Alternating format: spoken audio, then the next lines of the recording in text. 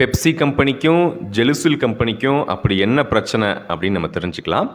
இது எங்கேருந்து ஸ்டார்ட் ஆகுது அப்படின்னு பார்த்தீங்கன்னா, இன்றைக்கி 10th சிபிஎஸ்சி பசங்களுக்கு கெமிஸ்ட்ரியில் second lesson acid bases and salts அதிலிருந்து வந்து ஹவு டஸ் ஆன்டாசிட் ஒர்க் அப்படின்னு ஒரு கொஸ்டின் இருக்கும். அந்த கொஸ்டின்லேருந்து வர்ற விஷயந்தான் இது. சரி, ஃபஸ்ட்டு விஷயம் அதுக்கு முன்னாடி போகிறதுக்கு முன்னாடி நமக்கு ஆசிடிட்டி அப்படின்னா என்னென்னு நமக்கு தெரிஞ்சுக்கணும். அதாவது நம்ம வயிற்றில் வந்து HCl ஹைட்ரோக்ளோரிக் ஆசிட் அப்படின்னு ஒரு அமிலம் வந்து உருவாகும், அப்பப்போ செக்ரேட் ஆகும்.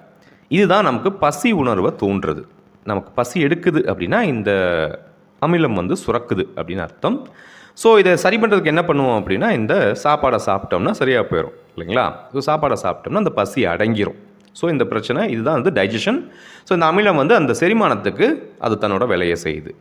ஒரு வேளை நம்ம சாப்பிடாமல் விட்டுட்டோம், அந்த நேரம் சாப்பிடாமல் விட்டோம், பசி கூடிக்கிட்டே இருக்குது அப்படின்னா இந்த மியூக்கஸ் அப்படின்னு ஒரு விஷயம் இருக்கும். அப்படின்னா என்னென்னா, இது வந்து ஒரு படலம், லேயர் அப்படின்னு சொல்லுவாங்க. அதாவது சாப்பாடு, அதாவது வயிறுக்கும் வயிற்று பகுதிக்கும் உள்ள இருக்க சாப்பாடுக்கு இடையில ஒரு மெல்லிய லேயர், இந்த லேயர் இருக்கும். இந்த லேயர் தான் வந்து அந்த HCl ஆசிட் நம்ம வயிற்றை ஒன்றும் பண்ணாமல் பாதுகாத்துட்ருக்கு. ஏன்னா அந்த HCl ஆசிட் வந்து உள்ள ஒரு பிளேடை போட்டால் கூட கரைக்கக்கூடிய அளவுக்கு அது சக்தி வாய்ந்தது. அமிலத்தன்மை ரொம்ப ஜாஸ்தி அதில். ஸோ நம்ம சாப்பாடை போடுறோம், சரியாக போகுது. போடலை அப்படின்னா என்ன ஆகும் அப்படின்னா, அந்த அமிலம் வந்து இந்த மியூக்கஸை வந்து அப்படியே அரிக்க ஆரம்பிச்சிடும். ஸோ அதுதான் நமக்கு வயிற்றில் புண்ணாகிறது, அல்சராக மாறுறது. சரி, இந்த கொஸ்டின் இன்றைக்கி பார்த்தோம். மில்க் ஆஃப் மெக்னீஷியம், அதாவது மெக்னீஷியம் ஹைட்ராக்சைடை யூஸ் பண்ணி, அதுதான் வந்து ஜெலுசில் இருக்கக்கூடிய மருந்து. அது மாதிரி நிறைய டைப்ஸும் இருக்குது. பட் மெயினாக ஏன் இதை யூஸ் பண்ணுறாங்க அப்படின்னா, கீழே கடைசி லைனில் கொடுத்துருப்பாங்க.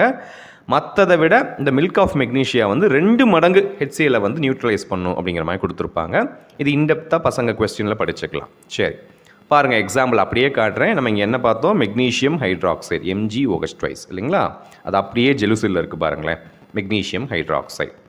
ரைட், அப்புறம் என்னப்பா பெப்சின்னு எங்கேயோ போயிட்ட, இப்போ என்னப்பா சொல்ல வர, பிரச்சனைக்கு வாப்பா அப்படின்னா ஒன்றும் இல்லைங்க. இந்த டைஜஷனுக்கு முக்கியமான ஒரு என்சைம் காரணம், அதோட பேர் பெப்சின். சரிங்களா. இந்த பெப்சின் வந்து என்ன பண்ணும் அப்படின்னா, அது நம்ம ஜீரணத்துக்கு ஒரு பெரிய உதவியை பண்ணுது. இந்த பெப்சின் அப்படிங்கிற விஷயத்துலேருந்து தான் எண்ணெய் கட் பண்ணிவிட்டு பெப்சி அப்படிங்கிற விஷயத்தை உருவாக்கியிருக்காங்க. ஏன்னா பொதுவாக இந்த கோகோகோலா, பெப்சி எல்லாமே எதுக்காக யூஸ் பண்ணுறது அப்படின்னா, வடநாடுகளில், ஐ மீன் ஃபாரின் கண்ட்ரீஸில் செரிமானத்துக்கு, அவங்க சாப்பிடக்கூடிய மாமிசம், அவங்க இருக்கிறது குளிர் பிரதேசம், அது சரியாக செரிக்காது. அந்த செரிமானத்துக்காக அவங்க யூஸ் பண்ணக்கூடிய ஒரு டைஜஸ்டிவ் ப்ராடக்ட் தான் இது. அதை வந்து நம்மளோட ரசம் சோறுக்கும் சாம்பார் சோறுக்கும் யூஸ் பண்ணுறது நம்ம பண்ணக்கூடிய ஒரு மிகப்பெரிய முட்டாள்தனம்.